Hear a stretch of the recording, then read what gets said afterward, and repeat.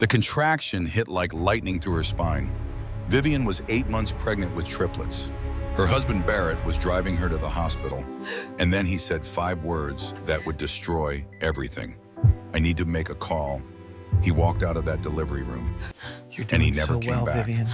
While Just Vivian like we was pushing out his 3 children Big push now, alone keep while she going. was hemorrhaging on an operating table, while Get doctors away fought from to them, save her Barrett. life. I mean it. Her Don't you husband dare was come with near another my woman. babies. But here's what Barrett Please, didn't you don't expect. understand what The happened. doctor who delivered those babies, the one who held Vivian's hand when her husband wouldn't, the one who stayed all night and never left her side. 2 years later, even with she all married this him. chaos, you make every This is the day story of the perfect. worst night Will of her you life marry me? that Oh became my the beginning God, of her yes, best life. course I will. A story of betrayal, of survival, of a mother who refused to break, and of the unexpected love that found her in the darkest moment. Stay with me until the end, because what happens to Barrett, you're not going to believe it. The contraction hit like lightning through her spine. Vivian grabbed Barrett's arm so hard her knuckles went white. The pain radiated from her lower back, wrapping around her swollen belly like a vice made of fire and glass. Every nerve ending in her body screamed at once. "Breathe," Barrett said from the driver's seat. His voice was calm, too calm. "Just breathe, Viv." Easy for him to say. He wasn't the one with 3 babies trying to claw their way out of his body 8 weeks ahead of schedule. Vivian Calloway was 32 years old and 8 months pregnant with triplets. The dashboard clock glowed 11:03 at night. Rain streaked across the windshield in silver ribbons. The wipers beat a steady rhythm. Swish, swish, swish. Like a heartbeat counting down to something terrible. They were racing down the highway toward Memorial West Hospital, and every bump in the road sent another wave of agony through her swollen body. The leather seat was slick with sweat beneath her. The seatbelt pressed against her belly like a band of iron. Barrett drove with one hand on the wheel. His other hand held his phone, thumb scrolling through messages. The blue light from the screen illuminated his face in ghostly shadows. "Barrett," her voice came out tight, strangled, like someone was squeezing her throat. Barrett put the phone down. "It's work, Viv. You know how Donovan gets about the Henderson deal. This merger has been 18 months in the making." Another contraction. She breathed through it the way the birthing class taught her. In through the nose, count to 4. Out through the mouth, count to 6. Let it pass. Let it pass. Let it pass. The contraction did not pass. It peaked and held and squeezed until she thought she might black out. Until the edges of her vision went gray and sparkly. Until she couldn't remember her own name. "Barrett," she gasped. "Something's wrong. Something's really wrong." Through the haze of pain, she noticed something about her husband. His jaw was clenched. Not worried husband clenched. Not scared father clenched. Something else entirely. Guilty clenched. She had seen that jaw before. The muscle jumping beneath the skin. The way he wouldn't quite meet her eyes. 3 months ago when he came home late smelling like perfume that wasn't hers. She had asked about it. He said a colleague had hugged him at a going-away party. She believed him. 6 months ago when she found a receipt for a restaurant they had never visited together. A fancy place downtown. $237 for dinner. He said it was a client meeting. She believed him. A year ago when he started sleeping with his phone under his pillow instead of on the nightstand. He said he was worried about missing emergency work calls. She believed him. She had believed everything. Every lie, every excuse, every carefully crafted explanation. The contraction finally released its grip. Vivian slumped back against the leather seat, gasping for air. Her hospital bag sat at her feet. Inside were 3 tiny outfits, yellow and green and white, neutral colors because they hadn't wanted to know the genders. They wanted to be surprised. Surprise. What a concept. "Almost there," Barrett said. He still had not put down the phone. "Just hold on, Viv, we're almost there." The hospital loomed ahead through the rain, bright lights and red brick and the promise of epidurals. The emergency entrance glowed like a beacon.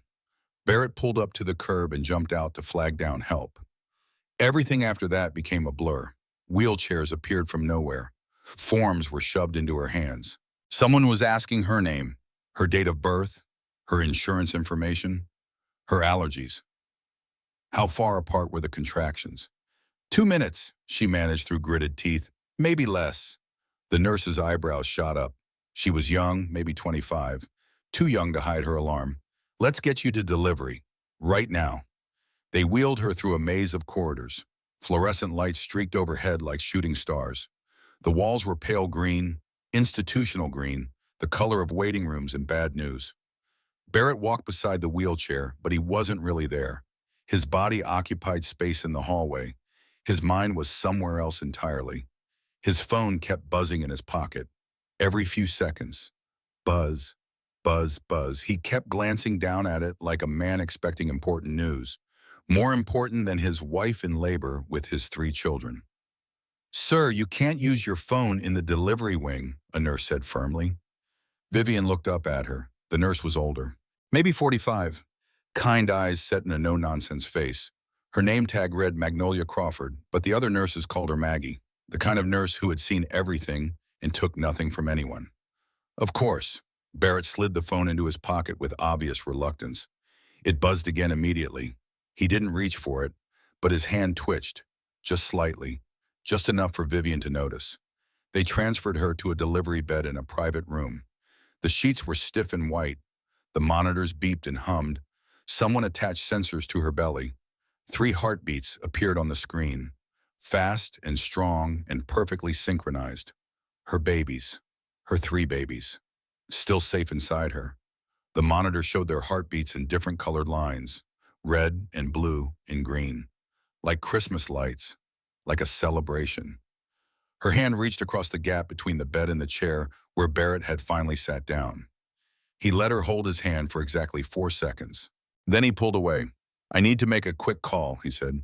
He was already standing, already moving toward the door. "Work emergency. You understand. 5 minutes."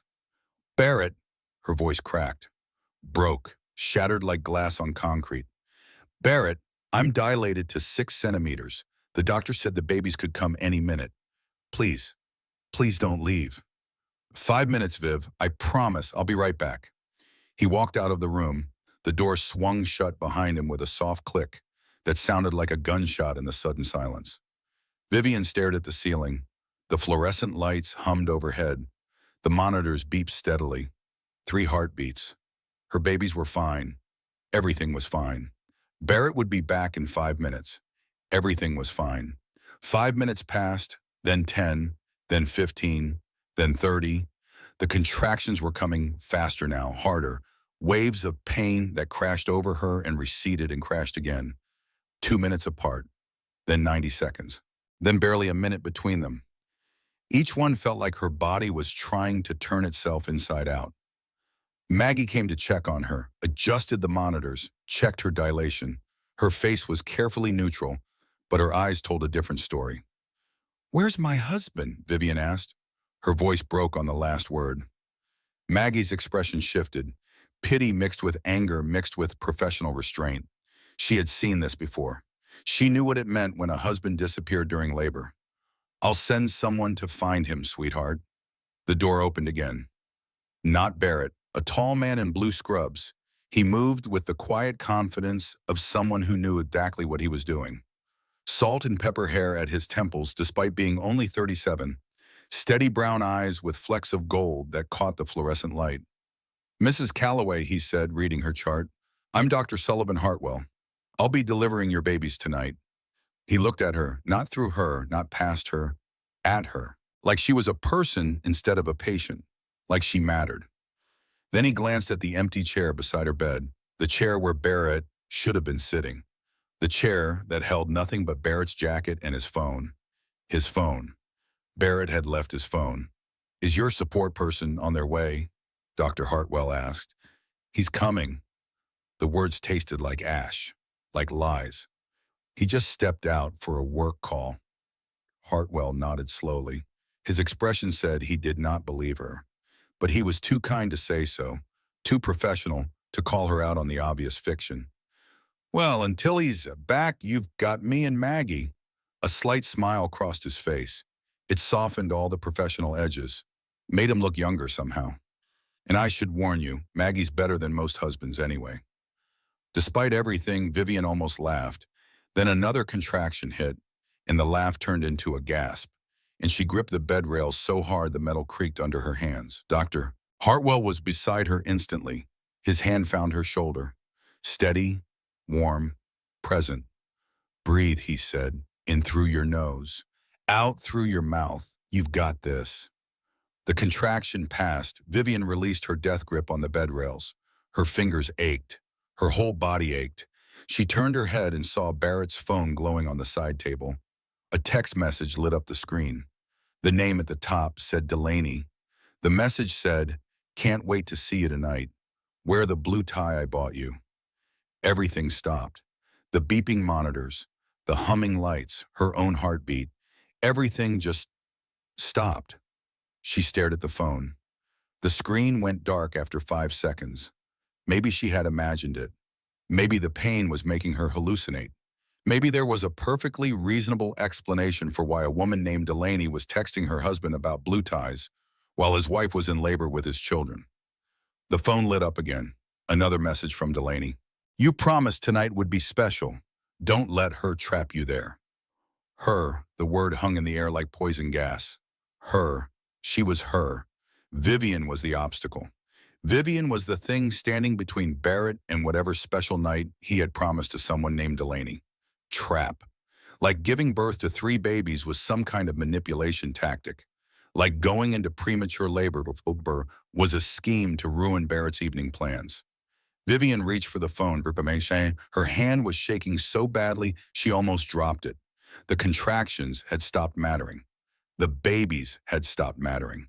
Nothing mattered except those glowing words on that tiny screen. She typed in Barrett's passcode. Their wedding anniversary, June 15th, 8 years ago, the happiest day of her life. How ironic. The messages opened. They scrolled back for months, years, 3 years of messages between her husband and a woman named Delaney Marsh. "Miss you, baby. Last night was incredible. When are you leaving her? She's so pathetic. She doesn't even notice. Soon, I promise. As soon as the babies are born and the trust fund transfers." Trust fund. Her grandmother's trust fund. The $5 million that had matured last month. The money Vivian had inherited from a woman she loved and still mourned. The money that was now sitting in their joint account because Barrett had convinced her it made sense for tax purposes. "You don't want the IRS getting involved," he had said. "Just put it in our joint account. I'll handle everything." She had trusted him. She had always trusted him. She dropped the phone like it had burned her. It clattered against the side table and fell to the floor. The screen cracked, a spider web of broken glass spreading across Delaney's name. The contraction that hit next was the worst one yet. It felt like her body was being torn in half, like something inside her was breaking.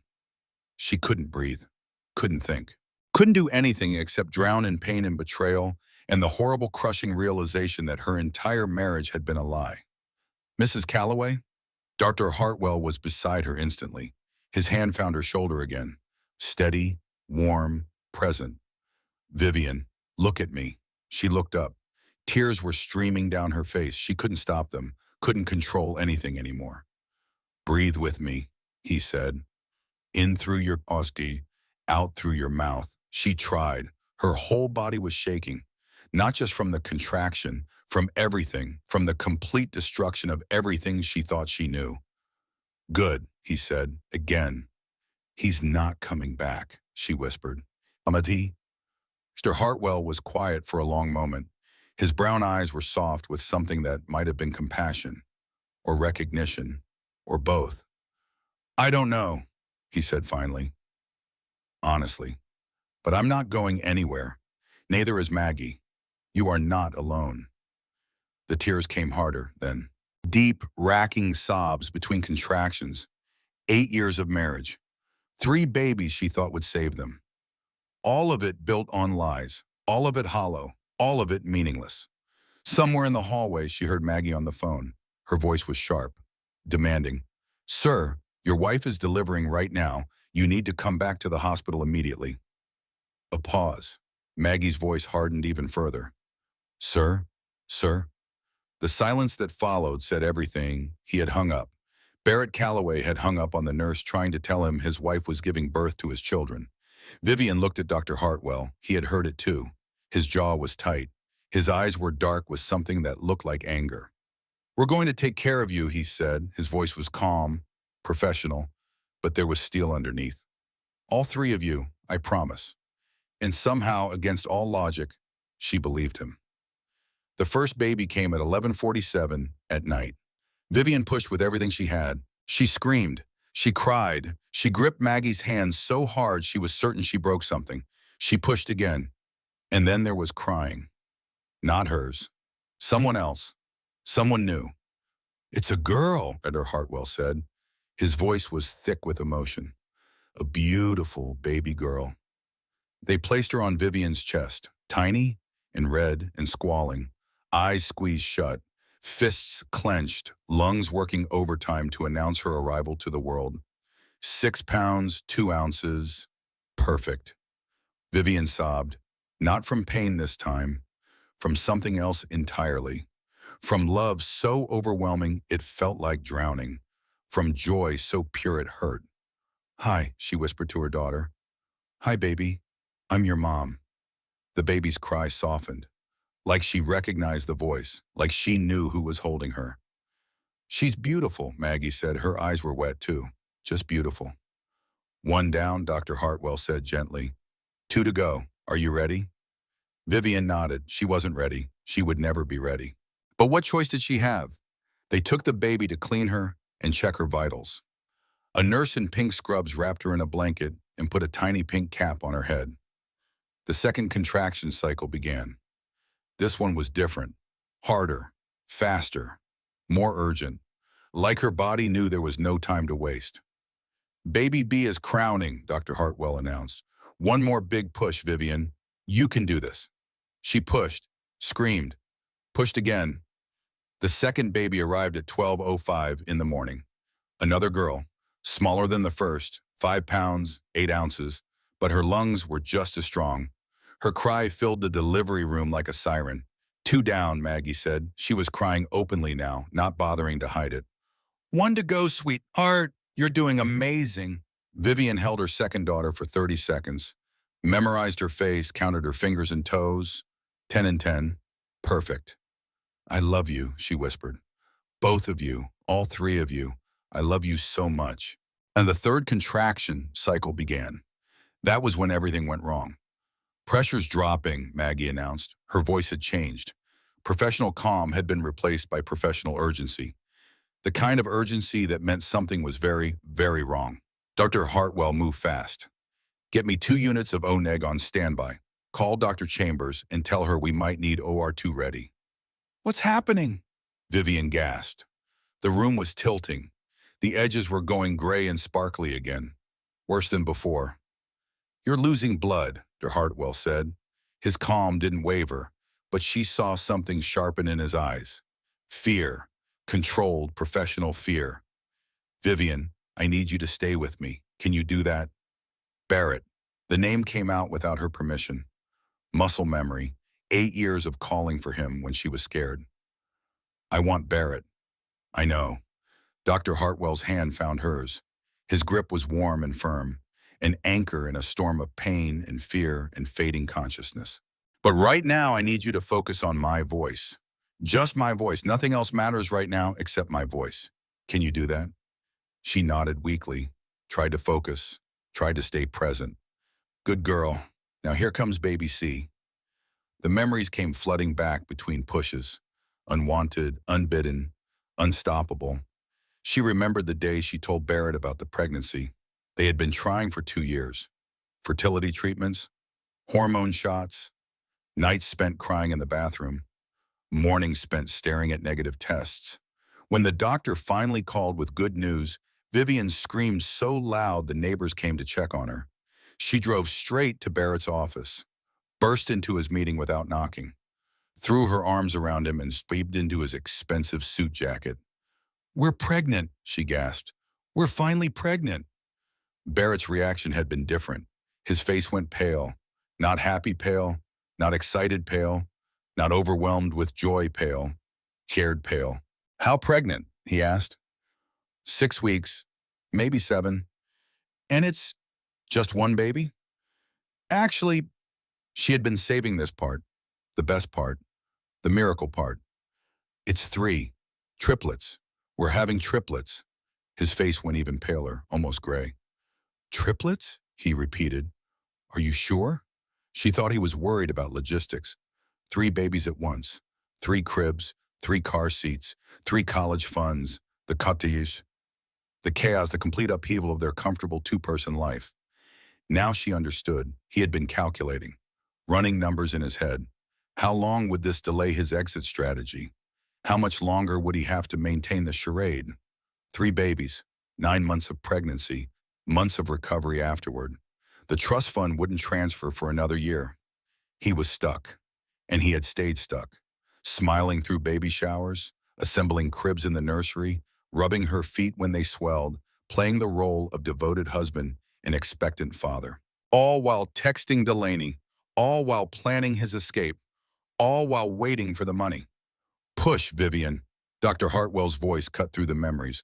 One more big push. Your son is almost here. Son, a boy. She pushed with everything she had left, which wasn't much. The room was getting darker. The sounds were getting further away. She was slipping somewhere quiet and gray. Baby C entered the world at 12:31 in the morning.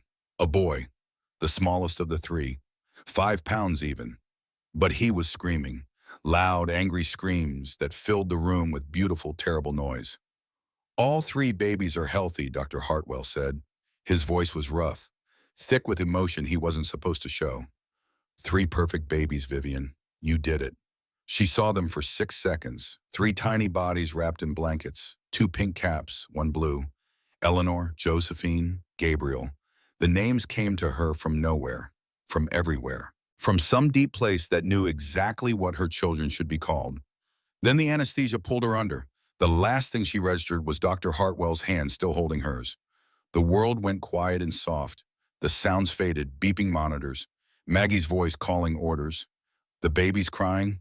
All of it dissolved into gray. Just floating, just peace, just the faint warmth of a hand she didn't want to let go. When Vivian woke up, the first thing she saw was sunlight. Bright, golden morning sunlight streaming through hospital blinds. The kind of light that made everything look clean and new, like the world had been washed overnight. For one perfect moment, she forgot everything. She was just a woman waking up in a hospital bed. Her body was sore but intact. Her throat was dry. Her stomach hurt. But she was alive. She could feel her heartbeat in her chest. Steady, strong. Then she saw the empty chair, the cold coffee no one had drunk, Barrett's jacket still draped over the armrest, his phone still on the floor where it had fallen, screen cracked, Delaney's messages frozen behind broken glass. Everything came rushing back. The contractions, the texts, the betrayal, the blood, the surgery, the three babies she had brought into the world without the man who was supposed to love her. Good morning, Mama. Maggie appeared in the doorway. She looked tired, dark circles under her eyes, scrubs wrinkled from 12 hours of work. But her smile was warm, genuine. How are you feeling, she asked. Like I got hit by a truck that was also on fire. Vivian tried to sit up.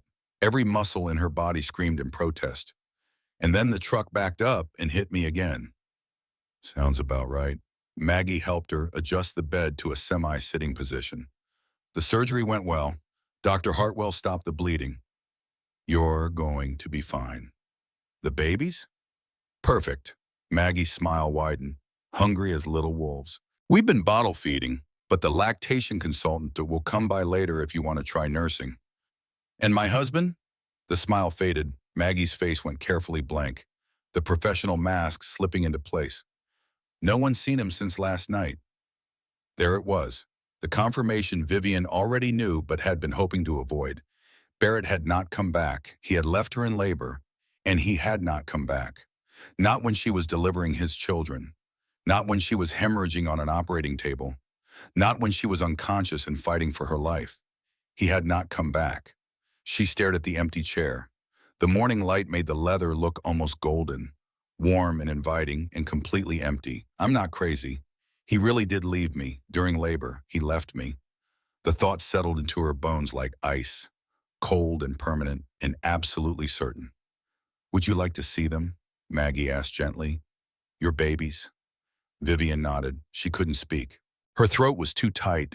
Her eyes were too wet. Maggie wheeled 3 bassinets into the room. 3 tiny bundles wrapped in blankets. 2 pink caps. 1 blue. Just like she remembered. "This is baby A," Maggie said, parking the first bassinet beside the bed. 5 pounds, 2 ounces, born at 11:47 p.m. She's the oldest by 18 minutes. Vivian reached into the bassinet. Her daughter. Her first daughter. Is tiny and perfect and absolutely real. "Hi," she whispered. "Hi, Eleanor." The name felt right, Eleanor. After Sullivan's mother, a woman she had never met but already admired, strong, decisive, someone who commanded respect.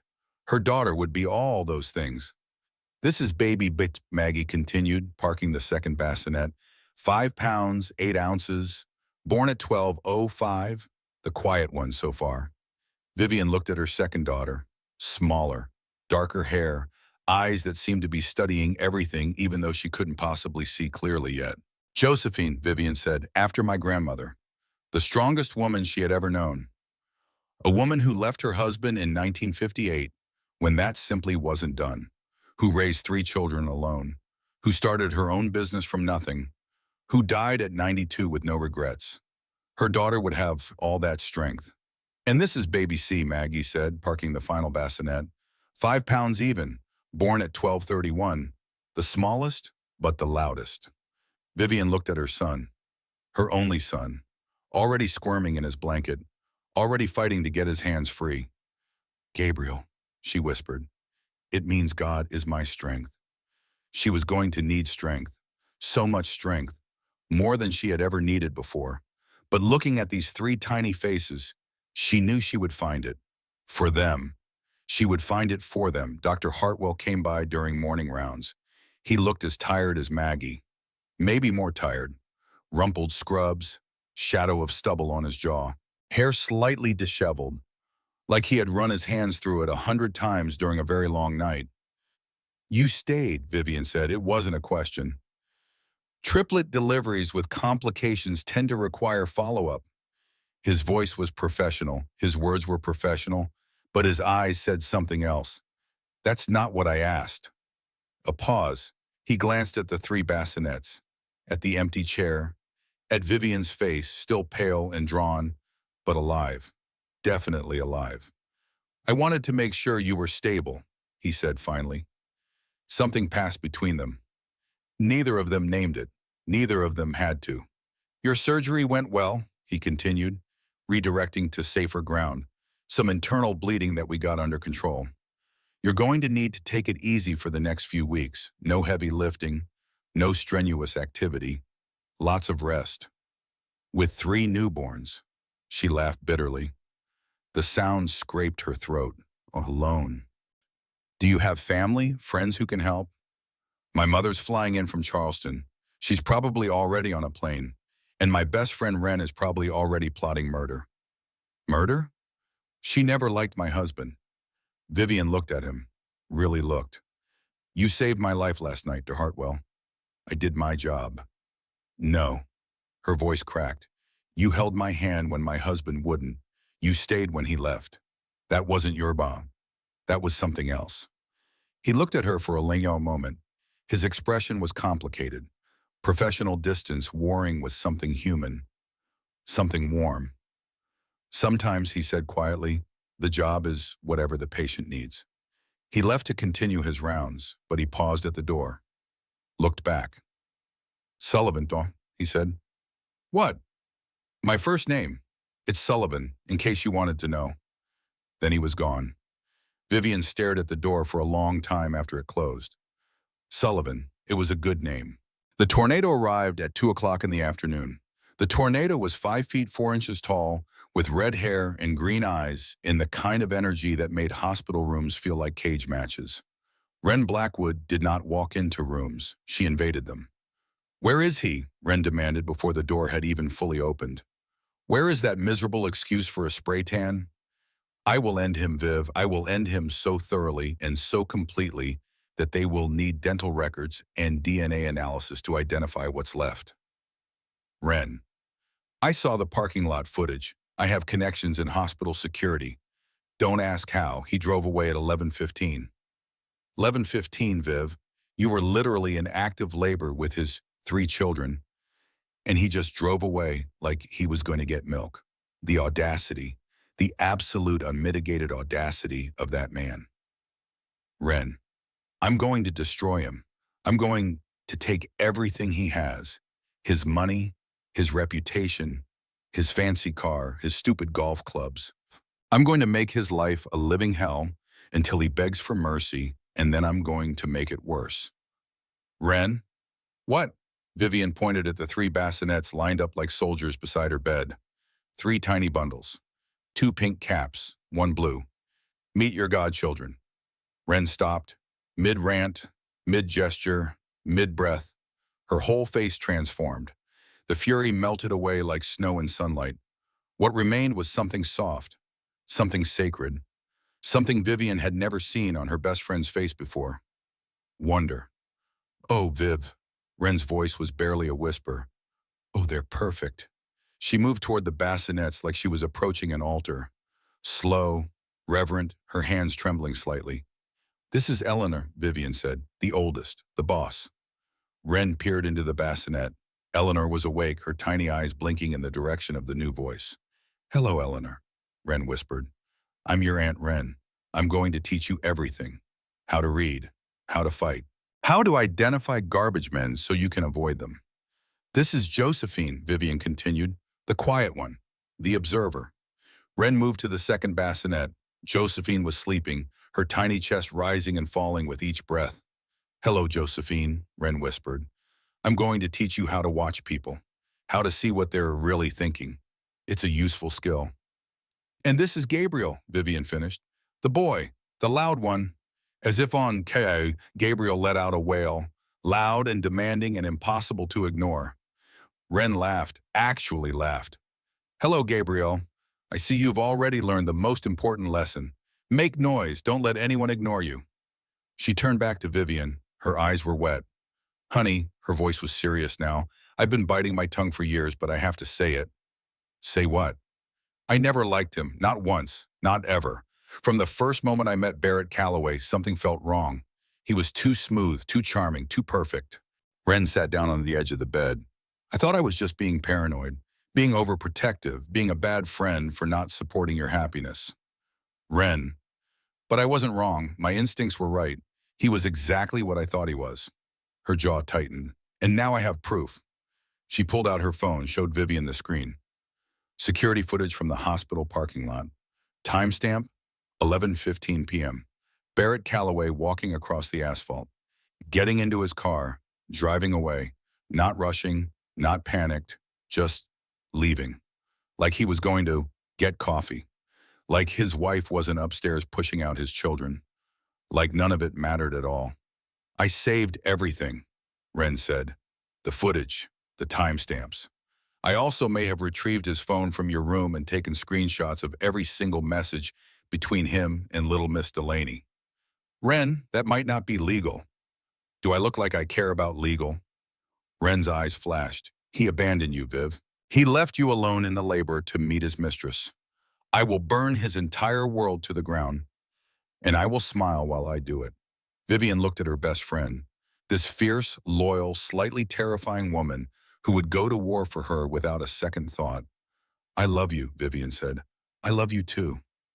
Ren squeezed her hand. Now, tell me everything, every detail, every message. I need to know exactly what we're dealing with. Vivian told her, all of it, the texts, the trust fund, the 3 years of deception, the phrases that kept echoing in her head. She's so pathetic.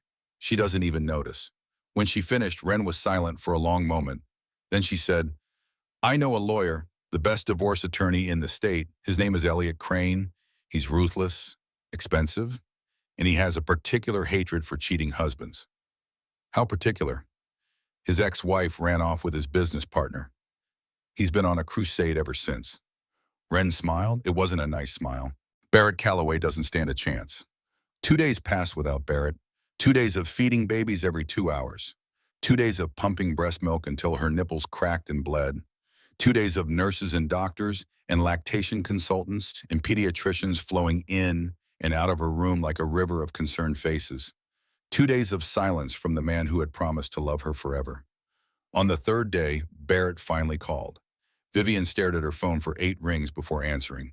She needed to hear it, needed to know what excuse could possibly explain this, what lie he would tell, what story he had crafted during his 48 hours of silence. Viv, baby, listen to me. His voice was smooth, practiced, the same voice he used on clients and colleagues and everyone he wanted something from. Don't call me that, she said. I can explain everything. There was an emergency at work. Donovan needed me for the Henderson deal. My phone died. I lost track of time. By the time I realized what was happening, Barrett, her voice was ice, sharp enough to cut glass. I read your texts to Delaney. Silence. The kind of silence that confirms everything. The kind of silence that says all the words neither of them will speak. How long? She asked. Viv. How long? A pause. When he spoke again, the smooth charm was gone. Something colder underneath. Something she had never heard before. The real Barrett, maybe. The one he had been hiding for 8 years. 3 years, he said, on and off. 3 years. The words hit her like a physical blow. 3 years. Before the fertility treatments. Before the hormone shots. Before she spent months lying in bed trying to keep 3 babies alive inside her body. Before the pregnancy announcement that made him go pale. Before the trust fund matured. Before everything. I want a divorce, she said. The words surprised her. She hadn't planned to say them, hadn't scripted this conversation. But once they were out, they felt right, necessary, inevitable. Let's not be hasty, Viv. His voice shifted, became persuasive, reasonable. Let's sit down and discuss this like rational adults, like partners. Partners? She laughed. It came out broken, jagged. Partners don't abandon each other during labor. Partners don't lie for 3 years. Partners don't plan to steal $5 million and run away with their mistress. It wasn't like that. Then what was it like, Barrett? Explain it to me. I'd love to hear your rational explanation for why you texted Delaney, don't let her trap you there while I was pushing out your children. Another pause. She could almost hear him calculating, adjusting his strategy, figuring out which manipulation tactic to try next. The children need a father, he said finally. They have a father who wasn't there when they were born, a father who chose his mistress over them. They know exactly what kind of father they have. You're being emotional. This is why we can't have a conversation. You always get so emotional. Gaslighting, that's what Ren called it. Making her doubt her own reality, making her feel like she was the problem. She wasn't the problem. She had never been the problem. Goodbye, Barrett, she said. She hung up before he could say anything else. Then she sat there, phone in her lap, for 10 minutes. Not moving, not crying, just sitting. The babies slept in their bassinets. The machines beeped softly. The sun moved slowly across the floor. The world continued turning outside the window. Vivian sat. The memories came in waves, crashing over her, pulling her under, releasing her just long enough to breathe before crashing again. She remembered their first date, an Italian restaurant downtown, candlelight and white tablecloths, and a bottle of wine that cost more than her weekly grocery budget. Barrett was so charming, so attentive. He remembered every detail she told him. Her favorite flower, peonies. Her favorite movie, Casablanca, the name of her childhood dog. Biscuit. She thought he was genuinely interested. Now she wondered if he had been taking notes, memorizing facts for later use, practicing interest the way a con artist practices sincerity. She remembered their wedding, the cathedral with stained glass windows that threw colored light across the marble floor. 300 guests, a dress that cost $12,000, her mother crying happy tears in the front row. Barrett's vows had been beautiful, poetic, moving, empty, every word a lie. She remembered the first time she said, I love you, 6 months into dating, lying in bed after making love. The words just slipped out, natural, inevitable. Barrett had smiled, set it back, kissed her forehead. Had he been thinking about Delaney even then? Had there been someone before Delaney? How many lies had built this life she thought she had? She remembered the fertility struggles, month after month of negative tests, the cramping, the disappointment, the endless cycle of hope and devastation. Barrett holding her while she cried. "We'll try again," he would say. "We'll keep trying. I'm not giving up on us." Was he already sleeping with Delaney then? Was he coming home from her apartment and climbing into bed with his sobbing wife? Was he whispering comfort with the same mouth he used to kiss another woman? The thought made her physically ill. She barely made it to the bathroom before she vomited. Nothing came up but bile and grief and 3 years of swallowed lies. Maggie found her on the bathroom floor 20 minutes later. "Oh, sweetheart." Maggie helped her up, got her back to bed, brought her water and crackers and a cold cloth for her forehead. "What happened?" he called. "And 3 years." Vivian's voice was hollow. "He's been cheating for 3 years, since before we started trying for babies.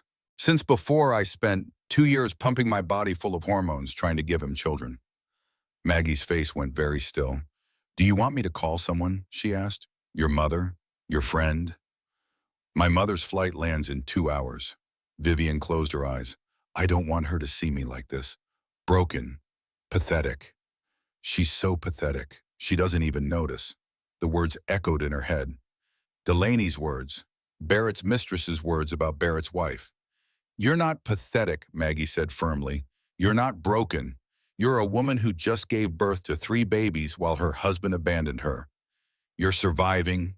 You're fighting. That's the opposite of pathetic." "Then why do I feel so stupid?" "Because he made you feel that way. That's what men like him do. They make you doubt yourself. They make you feel like everything is your fault. They twist reality until you don't know which way is up." Vivian opened her eyes. "You sound like you know about this." Maggie was quiet for a moment. 15 years ago, my first husband. It took me 3 years to leave and 5 years to stop blaming myself." "What changed?" "I realized that his choices were not my fault. That trusting someone who was supposed to love you isn't stupid. It's human." Maggie squeezed her hand. "You're going to be okay, Vivian. It doesn't feel like it right now, but you are, I promise." Her mother arrived that afternoon. Dorothy Pierce walked into the hospital room with a suitcase in one hand and a casserole dish in the other. Because of course she had made a casserole. Dorothy Pierce made casseroles for everything. Happy occasions, sad occasions, regular Tuesday afternoons. She was 61 years old, silver hair and a practical bun. Eyes the same shade of green as Vivian's. Face lined with the kind of wrinkles that came from laughing too much and worrying even more.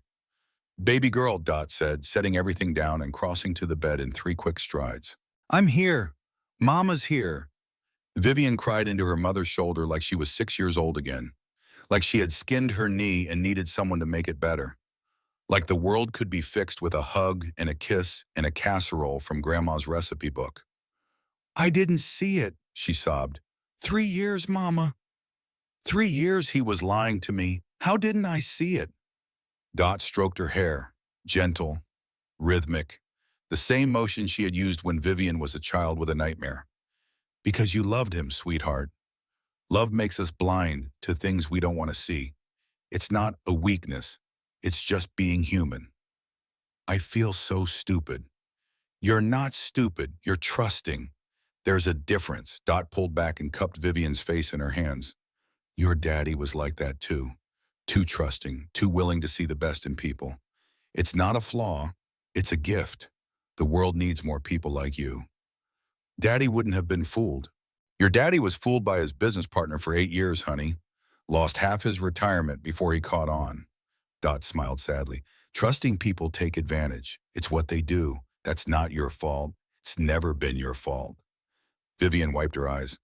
"What do I do now?" "Now?" Dot's smile changed, became something fiercer, something protective. "Now you fight. Now you take back everything that belongs to you. Now you build a new life for yourself and those 3 beautiful babies." "What if I can't?" "You can." Dot's voice was absolute. "You're my daughter. You're Josephine's great-granddaughter. The women in this family don't break. We bend. We adapt. We survive.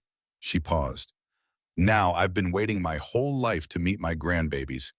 Are you going to introduce us or not? Vivian introduced them one by one. Eleanor, the oldest by 18 minutes, already opening her eyes when she heard new voices, already trying to track movement across the room. Eleanor was your mother's name, Dot whispered. I know. You named her after my mother? She was strong, decisive. She didn't take anything from anyone. Vivian looked at her firstborn daughter. I want Eleanor to be like that. Josephine was next, smaller, darker hair, sleeping peacefully despite the voices around her. Josephine was your grandmother's name, Dot said. Her eyes were wet now. I know. Vivian touched her second daughter's tiny hand. Grandma Josephine left her husband in 1958, started over from nothing, built her own life. She was remarkable. I want Josephine to know she comes from remarkable women. Gabriel was last, already awake, already squirming, already making small sounds of impatience. Gabriel, Dot repeated. I don't know that name. It means God is my strength. Vivian picked up her son, held him against her chest. I'm going to need a lot of strength, Mama. More than I've ever had before. You have it. Dot put her hand on Vivian's shoulder. You've always had it. You just didn't know. That night, long after visiting hours ended, Vivian couldn't sleep. The hospital was quiet. Dot was snoring softly on the fold-out couch they had wheeled in for her. The babies were sleeping in their bassinets, fed and changed and peaceful. The machines beeped their steady rhythm. The night pressed against the windows. The world held its breath. Vivian lay awake and watched the shadows move across the ceiling. The door opened quietly. Dr. Hartwell. Sullivan. He was still in scrubs, still on shift apparently, still checking on her when he didn't have to. Can't sleep? He asked softly. Can't stop thinking. He glanced at Dot's sleeping form, at the three bassinets. Then he sat down in the chair Barrett should have occupied. About what? He asked. Everything. Nothing. Vivian sighed. Names mostly. I keep second-guessing myself, wondering if I chose right. What names did you choose? Eleanor, Josephine, Gabriel. She turned her head to look at him. You said your mother's name was Eleanor. It was. Something soft crossed his face. She would have been honored. What was she like? Tough, warm, the kind of woman who could silence a room just by walking into it. He paused. She died 8 years ago. Ovarian cancer. Fast and unfair. I'm sorry. Don't be. She lived well. That's what matters. He looked at the bassinets. She would have loved them. All three of them. The silence stretched between them. Comfortable. Easy. Like they had known each other for years instead of days. Why are you here? Vivian asked finally. It's 2 a.m. You should be home. Sleeping. Having a life. I don't have much of a life. He said it simply, matter-of-factly. Work is my life, has been for 5 years now. Since your divorce? He raised an eyebrow. You looked me up? Ren looked you up. She runs background checks on everyone I talk to. It's slightly terrifying. He laughed, actually laughed. The sound was warm, full. It transformed his face completely. Fair enough. He leaned back in the chair. Yes, since my divorce. My wife left me for my best friend. Found them together at my own birthday party. That's horrible. It was. He shrugged. But it was also 5 years ago. I've made peace with it. How? Time, therapy, and eventually realizing that one person's failure to love me properly didn't mean I was unlovable. He met her eyes. You'll get there too. Not today, not tomorrow, but eventually. What if I don't? You will. His voice was certain, absolute. You're stronger than you know, Vivian. What you did in that delivery room, most people would have broken. You just kept going. I didn't have a choice. There's always a choice. His eyes were serious. You chose your children. Every single time, at every single moment, you chose them. That's not weakness. That's strength. That's love. We don't need him. We never needed him. The thought rose up from somewhere deep inside. Clear and certain, and absolutely true. She had never needed Barrett. She had just thought she did. Thank you, she whispered. For what? For being here, for staying, for treating me like a person instead of a patient. Something flickered across his face, something warm, something that made her heart do something complicated. Get some sleep, he said, standing. You're going to need it. When do you sleep? When the babies are quiet and the paperwork is done. He smiled. So basically never. He left as quietly as he had come. Vivian lay in the darkness and listened to her children breathe. 3 tiny heartbeats, 3 tiny futures, 3 tiny reasons to keep fighting. She closed her eyes and finally slept. Barrett showed up on day 4. He came with flowers. 3 dozen roses from the most expensive florist in the city, red and white and pink, arranged in a crystal vase that probably cost more than most people's grocery bills. He came with apologies, carefully crafted apologies that blamed circumstances rather than choices. Traffic that made him late, work emergencies that couldn't wait, a phone that mysteriously died at the worst possible moment. He came with the look of a man who had been coached by lawyers. Vivian was breastfeeding Eleanor when he walked in. She didn't stop, didn't cover herself, didn't make any accommodation for his comfort or his sensibilities. Let him be uncomfortable. Let him see exactly what he had missed. I made a mistake, Viv. Barrett set the flowers on a table already crowded with arrangements from people who actually cared. Wren's daisies, Dot's sunflowers. Even Maggie had brought a small succulent. A terrible mistake. But we can work through this, for the children. Vivian didn't look up. Get out. Vivian, please, just listen to me. Let me explain. I said get out. You can't keep my children from me. Now she looked up. Her eyes were flat, dead. The eyes of a woman who had cried herself empty and found something hard underneath. Watch me. Barrett's mask slipped. Just for a second. Just enough for her to see the real face underneath. Cold. Calculating. Furious that his carefully laid plans had collapsed. He took a step toward the bassinets, toward Josephine, sleeping peacefully in her pink blanket. His hand reached out. Vivian moved so fast she didn't even think. 1 second she was sitting in bed with Eleanor at her breast. The next second she was standing between Barrett and the babies, her hospital gown hanging open, her body blocking his path like a human wall. She didn't care that she was exposed. Didn't care that she could barely stand. Didn't care about anything except the 3 tiny lives behind her.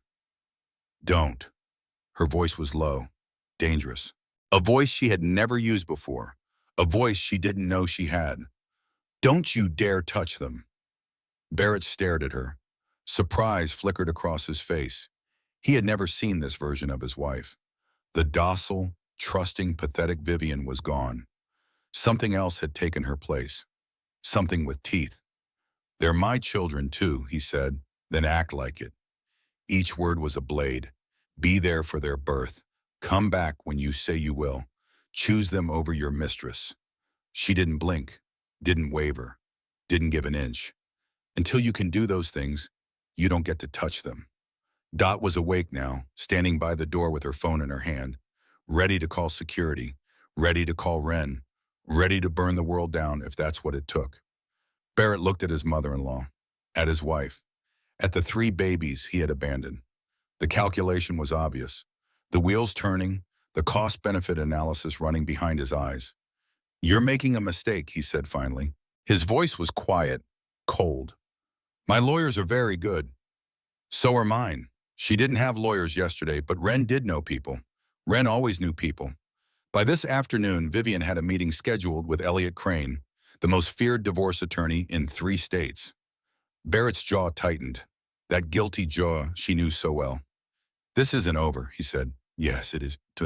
He left. The door shut behind him. The room was silent except for the beeping machines and the soft sounds of babies breathing. Vivian's legs gave out. She collapsed back onto the bed, shaking. Eleanor was crying now, disturbed by the sudden movement and the tension in the air. Vivian held her close and rocked and whispered nonsense words until they both stopped trembling. Baby girl, Dot said quietly. That was something. I don't know where that came from. I do, Dot smiled. That was Josephine, your grandmother. She did the exact same thing once. Stood between my father and the front door when he came home drunk. Didn't move for 3 hours. What happened? He never came home drunk again. Vivian looked down at Eleanor, at her tiny face red from crying, at her tiny fists still clenched with baby rage. She's going to be just like that, Vivian said. I can already tell. Good. Dot's voice was fierce. This world needs more women who don't move. The legal war began the next day. Elliot Crane was 52 years old with silver hair and the kind of reputation that made other lawyers cross the street to avoid him. He had won cases that shouldn't have been winnable. He had destroyed careers and fortunes and carefully constructed lies. He specialized in high-asset divorces, particularly the kind involving infidelity, particularly the kind where wealthy men thought they could get away with anything. He came to the hospital because Vivian couldn't leave yet. He sat in the chair Barrett had vacated and spread documents across the rolling tray table. Tell me everything, he said. From the beginning, don't leave anything out. Vivian told him the trust fund, the joint account, the messages she had read on Barrett's phone, the 3 years of lies. Elliot's face remained neutral throughout, professional, but his pen moved fast across his legal pad, filling page after page with notes. The text messages are useful, he said when she finished, but we need more. Bank records, travel history, credit card statements, anything that shows a pattern of deception. I don't have access to most of that. Barrett handled all our finances. We'll subpoena what we need. Elliot's smile was thin, sharp, the smile of a predator who had just spotted prey. The court tends to look favorably on wives who were kept in the dark about marital finances, especially when there's evidence of asset concealment. Asset concealment? Your trust fund. $5 million transferred to a joint account 6 weeks before your husband began making large cash withdrawals and establishing accounts in his mistress's name. Vivian's stomach dropped. He was already moving money? He's been moving money for 8 months. Small amounts at first, then larger. Elliot slid a document across the table. I had my forensic accountant take a preliminary look. So far, we've identified approximately $800,000 that's been redirected to accounts outside the marriage. $800,000. Nearly $1 million stolen from her grandmother's legacy, from her children's future. Can we get it back? She asked. We can get it all back, plus interest, plus damages, plus whatever's left of his dignity when I'm done with him. Elliot's eyes were cold, hard. Mrs. Calloway, I need you to understand something. Your husband has made a series of very poor decisions. Decisions that have left a paper trail any first-year law student could follow. What kind of paper trail? The kind that includes emails to Delaney Marsh discussing how to structure the divorce to maximize his share of marital assets. The kind that includes texts asking his mother to help hide money. The kind that shows premeditated financial fraud against his own wife. Vivian felt the blood drain from her face. He asked Cordelia to help hide money? According to phone records we've subpoenaed, yes, 3 phone calls on the night you gave birth, 2 to his mistress, 1 to his mother. Elliot paused. His mother, it seems, declined to assist. Small mercies. Cordelia Calloway had never liked Vivian, had spent 8 years criticizing her cooking, her housekeeping, her failure to produce children fast enough. But apparently even Cordelia had limits. What happens now? Vivian asked. Now we file emergency motions to freeze all joint accounts, temporary restraining orders to establish custody arrangements, preliminary discovery requests for all financial records. Elliot gathered his documents, and then we wait for him to make another mistake. What if he doesn't? He will. Elliot's smile returned, that thin, predatory smile. Men like Barrett Calloway always do. They're so convinced of their own cleverness that they can't help themselves. They always reach too far, take too much, and then they fall. He left with a promise to file paperwork that afternoon. Vivian sat in the silence and tried to process everything she had just learned. Her husband had been planning this for months, maybe years. Every loving gesture, every supportive word, every promise of forever, all of it calculated, all of it designed to keep her docile and trusting while he systematically dismantled her life. She should have been devastated. Instead, she felt something unexpected. Relief. The man she had loved was gone, had never existed. Barrett was a character in a play, a performance, a con. She had not lost her husband. She had escaped a predator. Late that night, Vivian found herself in the hospital cafeteria at 2 in the morning. She couldn't sleep. The babies were fed and peaceful. Dot was snoring, but Vivian's mind would not stop racing, so she had gotten up, put on a robe, made her slow, painful way down the corridor to the cafeteria, ordered the most disgusting coffee in existence, and sat at a table in the corner. Sullivan found her there 30 minutes later. "You should be resting," he said, sliding into the seat across from her. "Can't rest. Brain won't stop." I know the feeling. He had his own terrible coffee. His scrubs were rumpled. His hair was disheveled. He looked exhausted. "Mind if I join you?" "You already sat down." "Fair point." They drank their coffee in companionable silence. The cafeteria was nearly empty. A few night shift workers, a janitor mopping floors, the hum of vending machines and fluorescent lights. "I talked to a lawyer today," Vivian said finally, "about the divorce." "How did that go?" "Apparently my husband has been stealing from me for months, moving money, setting up secret accounts, planning his escape." She wrapped her hands around her coffee cup. "I didn't know any of it. I trusted him completely." "That's not a crime, isn't it?" She looked up at him. "Shouldn't I have seen it? The signs were there. Ren saw it. She never liked him, never trusted him, but I just kept believing." "Believing in people isn't stupid, Vivian. It's human." Sullivan's voice was gentle. "The alternative is spending your whole life suspicious of everyone, never trusting, never loving. That's not a life, that's a prison. Maybe prison is safer." "Safer, yes, but not better." He leaned forward. "I spent 3 years after my divorce not trusting anyone, not letting anyone close. And you know what? I was miserable. Safe and protected, and absolutely miserable." "What changed?" "I realized that the problem wasn't me. The problem was her. She was the one who lied. She was the one who betrayed. I was just the victim of her choices." He paused.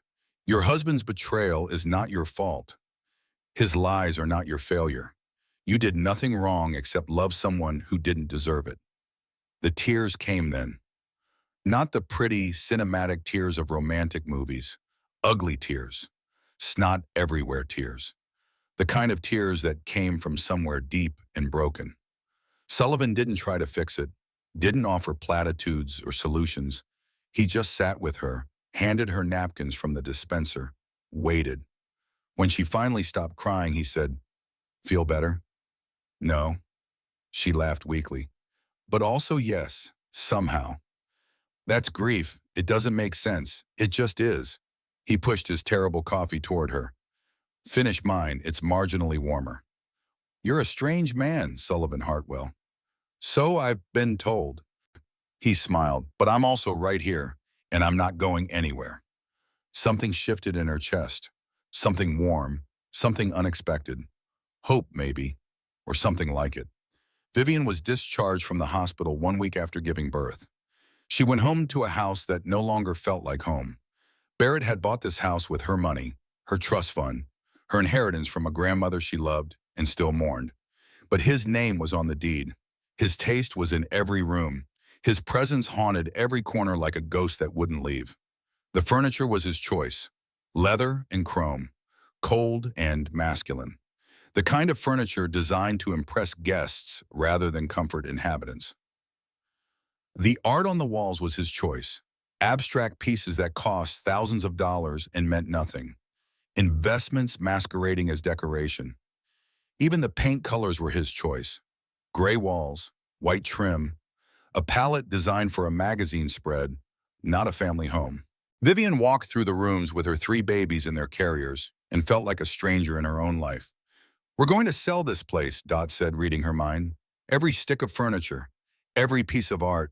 We're going to find you a real home, a warm home, a home that belongs to you." "What if I can't afford a real home?" "Then you'll live with me until you can." "This isn't permanent, baby girl."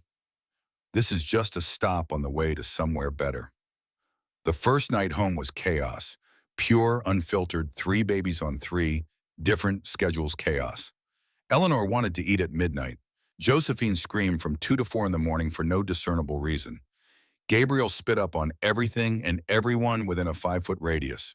Dot took the sunrise shift. Go sleep, baby girl. 4 hours. I've got them. Vivian fell into bed still wearing spit up on her shoulder. She slept for exactly 42 minutes before jolting awake, heart pounding, certain something was wrong. The house was quiet. The babies were quiet. Nothing was wrong, except everything was wrong. She stood in her walk-in closet at 4 in the morning, surrounded by clothes she no longer recognized. Barrett had helped her pick most of them. Conservative dresses for his work events. Designer labels for impressing his clients. Nothing colorful, nothing playful, nothing that was really her. In the corner, in a preservation box, was her wedding dress. 8 years ago, it had been the most beautiful thing she had ever worn. White silk and lace, a cathedral train, thousands of hand-sewn beads that caught the light like stars. Now it looked like evidence. She touched the box but didn't open it, ran her fingers along the edge of the lid. Goodbye, she thought. Goodbye to the woman who wore this dress. Goodbye to her hopes and her dreams and her naive belief in forever. She was someone else now, someone harder, someone with teeth. 2 weeks after the birth, Vivian had her postpartum checkup. Dr. Charlotte Chambers did the exam. She was Sullivan's colleague, efficient, professional, thorough. But she wasn't Sullivan, and Vivian felt his absence like a missing tooth. Everything looks good, Dr. Chambers said, stripping off her gloves. You're healing nicely. The incision site is clean. No signs of infection. When can I start exercising again? Give it another 4 weeks before anything strenuous.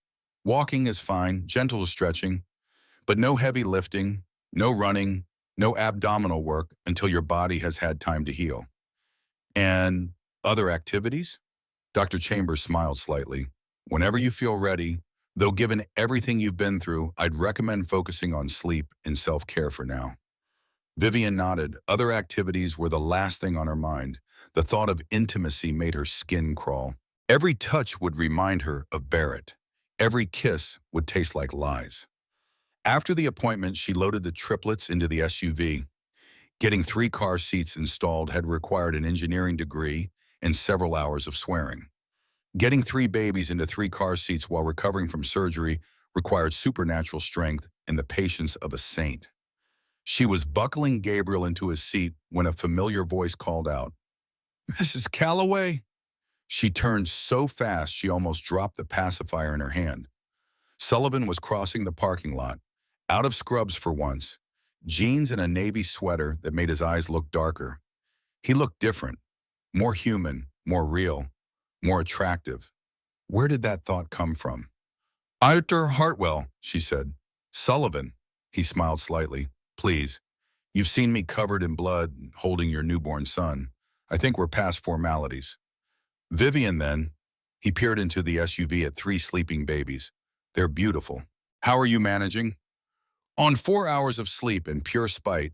He laughed. The sound was warm, full. It made something in her chest flutter unexpectedly. "I wanted to check in," he said, "professionally, to see how the recovery was going." "Professionally?" "Yes." A pause, something shifted in his expression. "And maybe not professionally, if that's not inappropriate to say." Her heart did something complicated, a flip, a flutter, a full gymnastics routine. "It might be inappropriate," she said.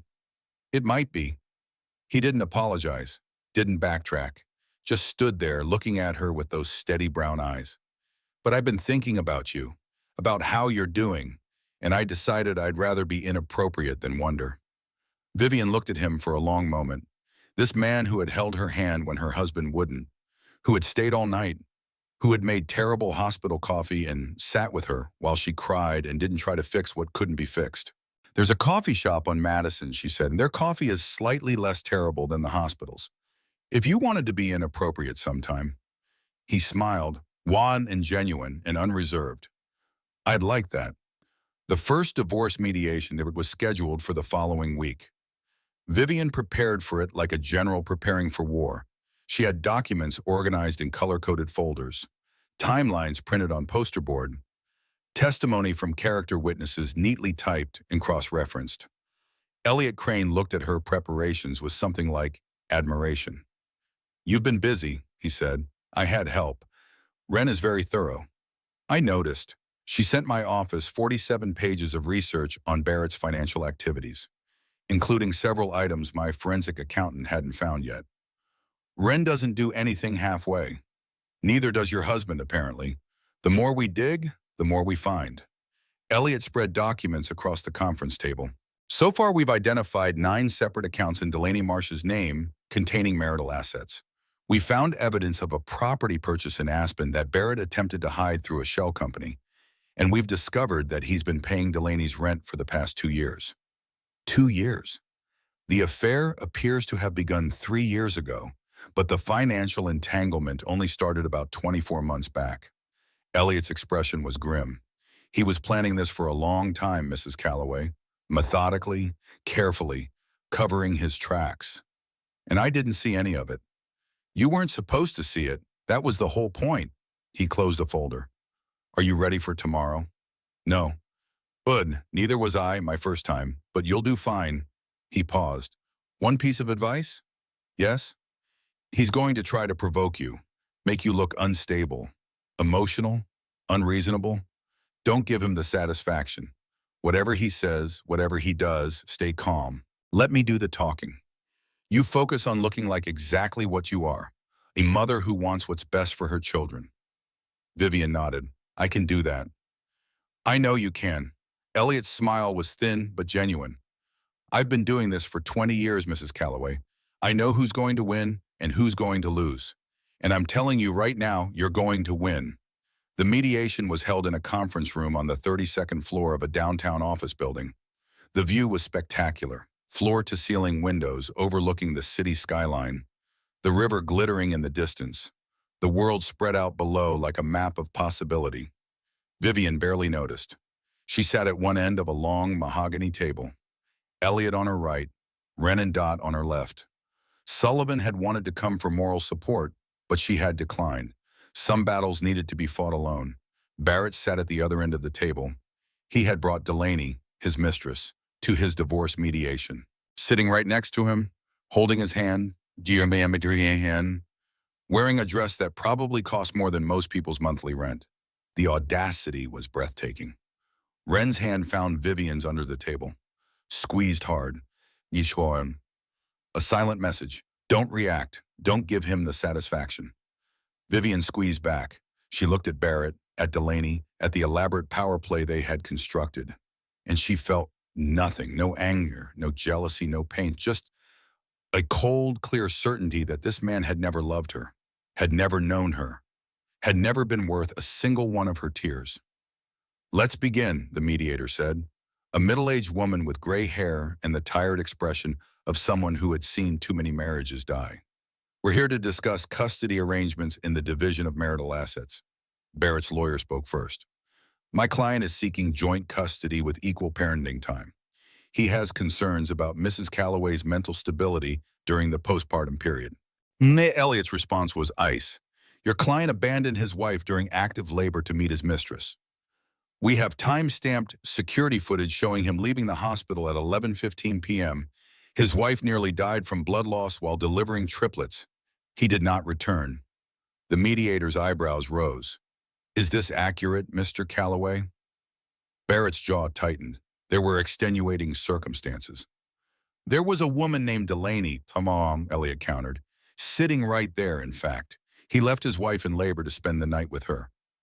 We have text messages confirming this. Delaney's face went red. She had not expected to be called out quite so directly. My client's personal relationships are not relevant to, Barrett's lawyer began. They're relevant when those personal relationships include financial fraud against his wife. Elliot slid a folder across the table. We have evidence of 9 separate accounts containing marital assets transferred to Ms. Marsh. We have evidence of a property purchase in Aspen that Mr. Calloway attempted to hide. We have evidence of systematic financial abuse stretching back over 2 years. Barrett's face had gone pale. That's not what it looks like. Then what is it, Mr. Calloway? Elliot's voice was pleasant, almost friendly, the tone of a man who knew he had already won. Please, explain. Barrett looked at his lawyer, at Delaney, at Vivian. For the first time since she had known him, he looked scared. We'll need a recess, his lawyer said. Of course.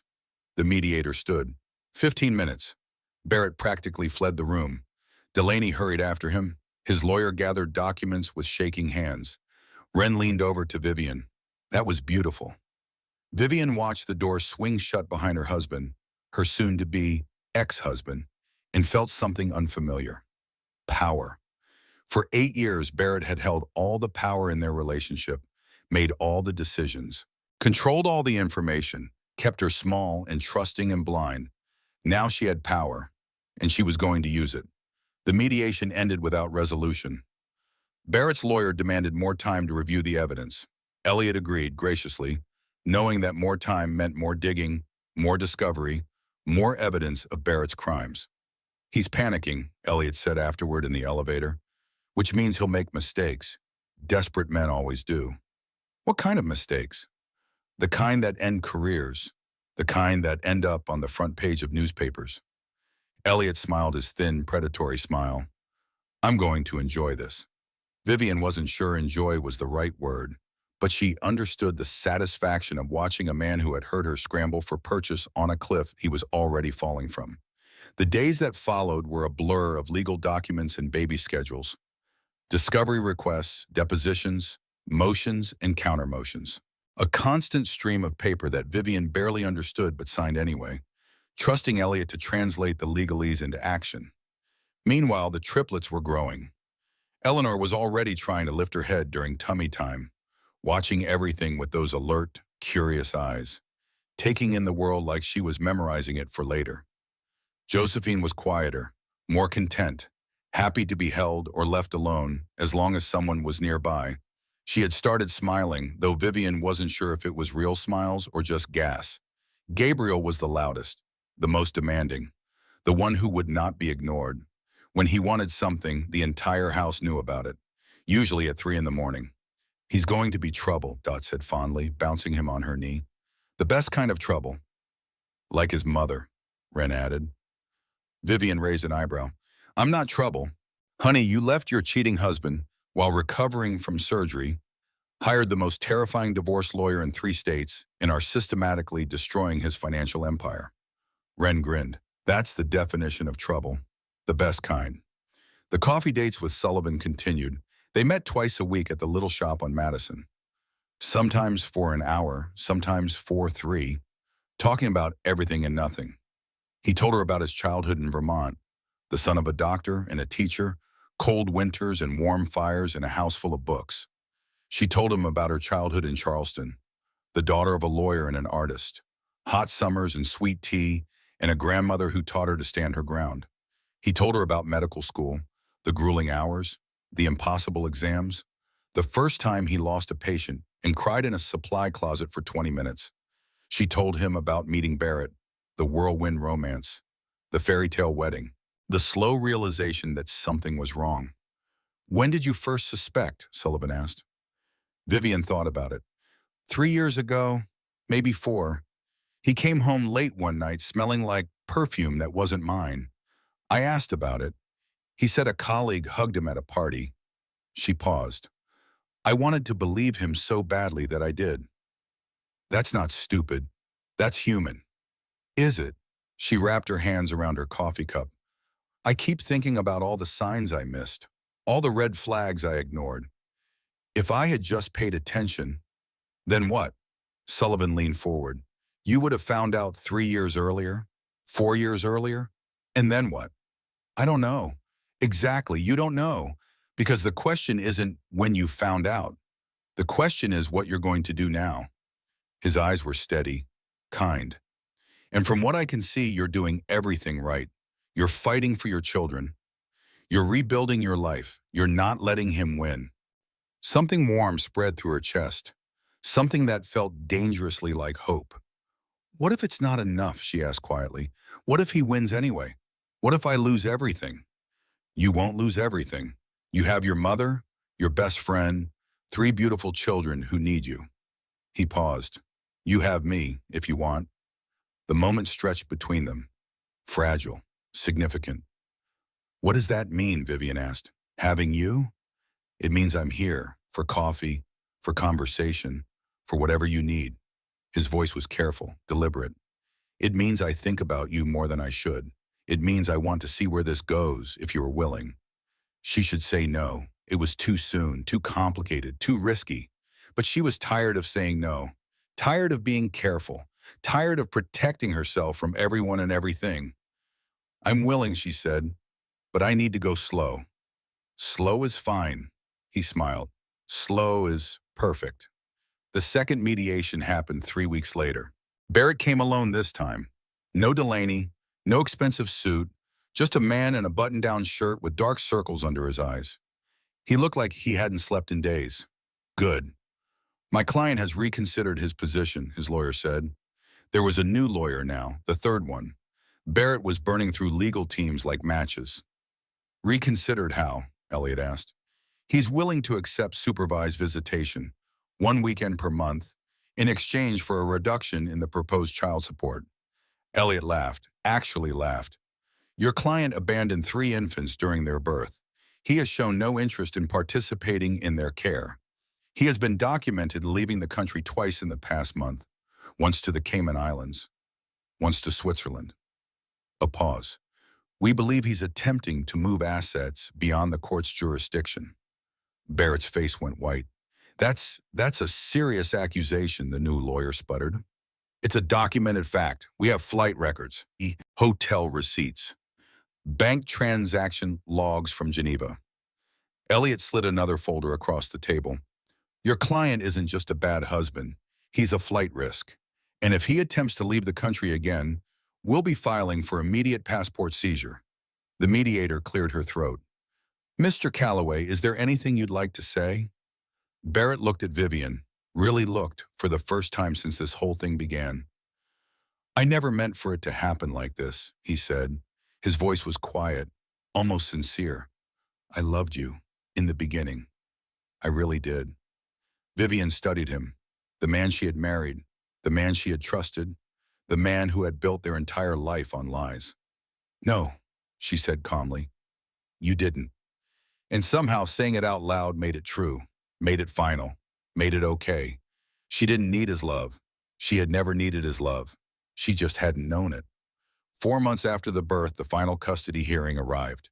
It came on a gray November morning, the kind of day that couldn't decide if it wanted to rain or snow. The sky hung low and heavy, pressing down on the city like a lid on a pot. Vivian arrived at the courthouse with an army, Dot on one side, Wren on the other, Elliot leading the way like a general heading into battle, and Sullivan, waiting by the car, there for moral support even though he hadn't been invited. You came, she said. Did you think I wouldn't? I wasn't sure. Then you don't know me very well yet. He smiled. But you will. The courtroom was cold and official, dark wood paneling, American flag in the corner. Judge's bench raised like a throne at the front of the room. Barrett arrived with his 5th legal team. Each previous team had quit when they discovered more of his deceptions. Apparently, even lawyers had limits. The evidence against him was overwhelming. Text messages proving the affair. Bank records showing embezzlement from the trust fund. Security footage of him leaving the hospital during his wife's labor. Testimony from Maggie Crawford about watching him drive away while his children were being born. But the killing blow came from an unexpected witness, Cordelia Calloway, Barrett's own mother. She took the stand with the rigid posture of a woman who had made the most difficult decision of her life, a woman about to burn down everything she had built. Mrs. Calloway, Elliot began, what is your relationship with your son? He's my only child. I raised him. I protected him. Cordelia's voice was steady. Her hands were folded in her lap. For 40 years, I made excuses for his behavior. And now, I'm done making excuses. A murmur rippled through the courtroom. Barrett's face went white as paper. Can you elaborate? Elliot asked. Barrett has always believed rules don't apply to him, that he's special, above consequences. Cordelia paused. I enabled that. His father enabled it. We gave him everything he wanted and never taught him what happens when you hurt people. Did something happen that changed your perspective? Yes. Cordelia looked at her son. Really looked.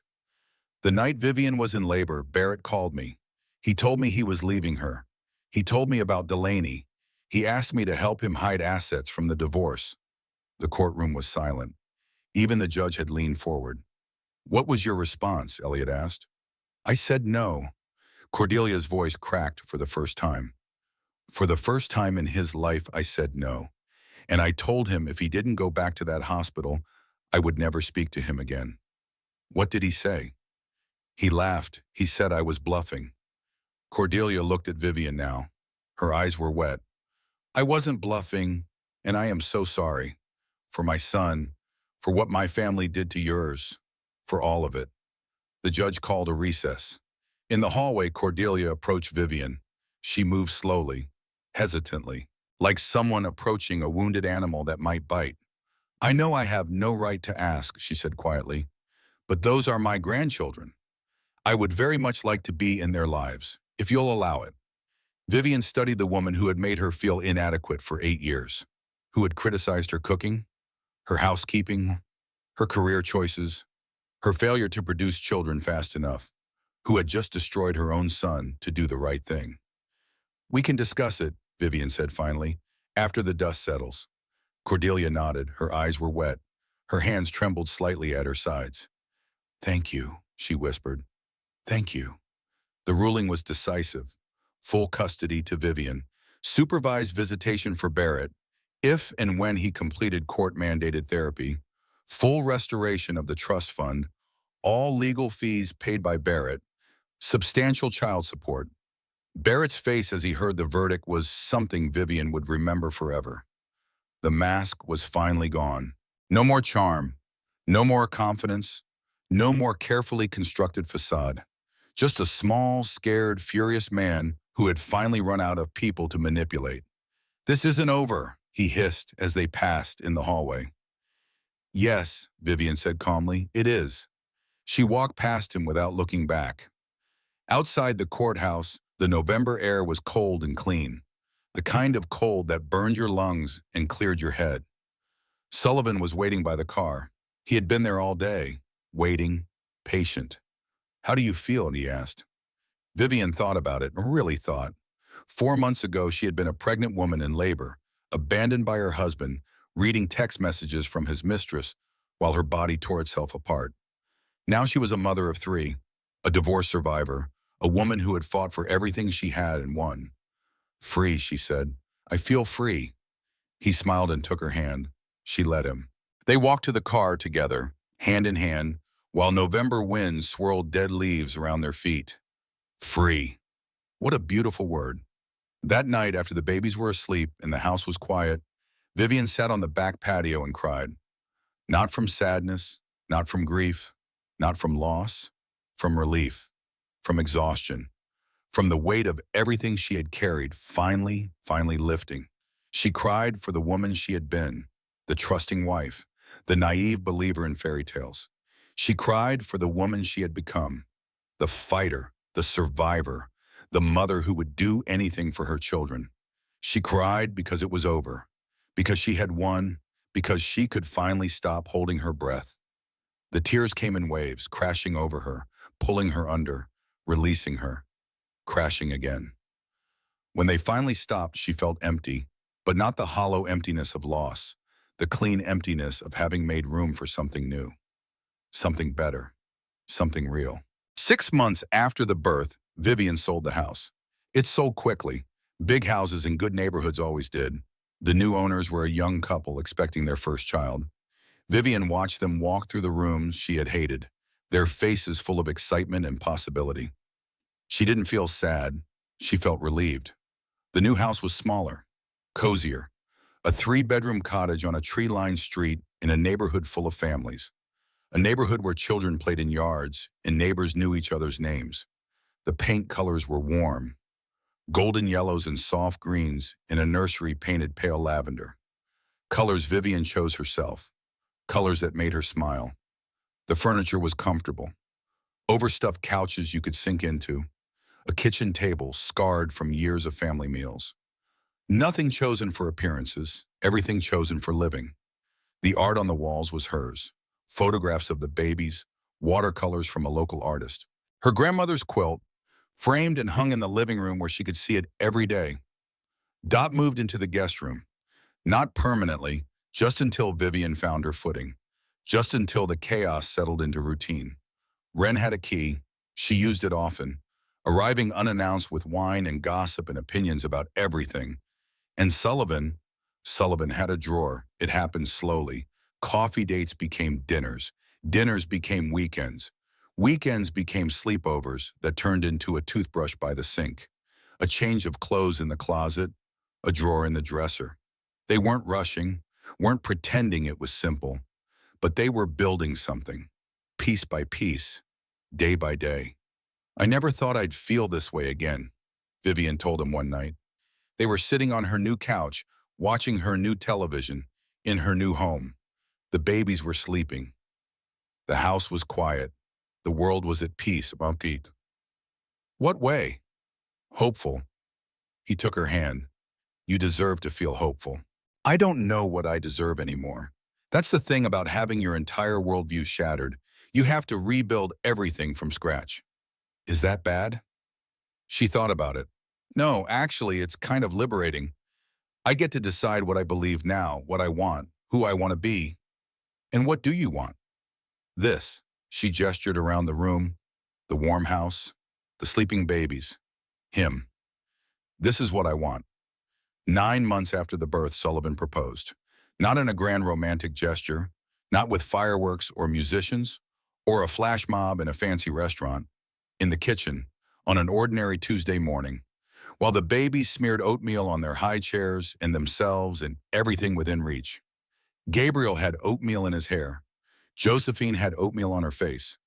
Eleanor had somehow gotten oatmeal on the ceiling, which should have been physically impossible.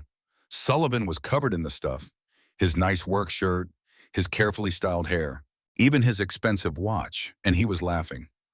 "I love this," he said suddenly. "I love all of this, the chaos and the oatmeal and the screaming and the mess."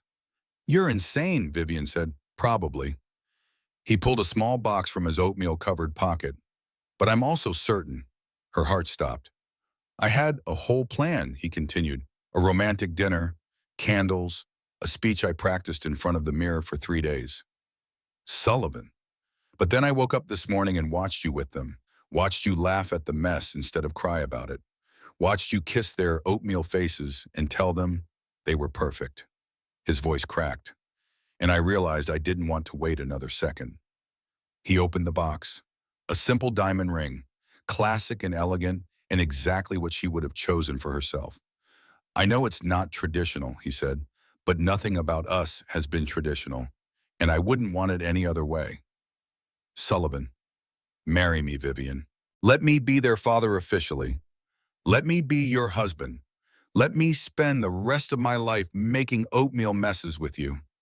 She was crying now, laughing and crying and nodding all at once. "Yes," she managed.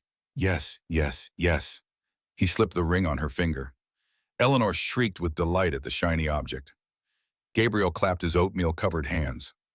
Josephine watched quietly, taking it all in. Their first kiss as an engaged couple tasted like oatmeal. It was perfect. Barrett faded into background noise. He completed his court-mandated therapy. Barely. Attended the minimum required sessions. Said the minimum required words. He had supervised visitation rights now, 1 Saturday a month. A social worker present at all times. He canceled more often than he came. The first visit, he showed up late. Spent the whole time on his phone. Left early. The second visit, he complained about the supervision, about the inconvenience, about how unfair everything was. The third visit, he didn't show up at all. Didn't call, didn't apologize. The fourth visit, fifth visit, sixth visit, same pattern. Cancel, complain, disappear. The triplets were too young to notice, too young to understand that the man who was supposed to be their father was nothing more than a stranger who occasionally appeared and then vanished. Sullivan was their father, in every way that mattered, He was there for the midnight feedings, the diaper blowouts, the first smiles, the first laughs, the first time each of them rolled over on their own. He was there when Vivian cried from exhaustion, when she laughed from joy, when she doubted herself, when she needed reassurance. He was there, always, consistently, reliably. One morning, Eleanor looked up from her bottle and said, "Dada." She was looking at Sullivan. Vivian's heart cracked open and put itself back together in a completely new configuration. "Is that okay?" she whispered. "That she called you that? Is it okay with you?" She nodded, couldn't speak. "Then it's more than okay." His voice was thick. "It's everything." Dada. The triplets called Sullivan Dada now, all three of them. Barrett never noticed. Barrett barely noticed anything about his children anymore. And slowly, quietly, almost without anyone noticing, he stopped being their father entirely. 1 year after the birth, Vivian and Sullivan got married. The wedding was nothing like her first one.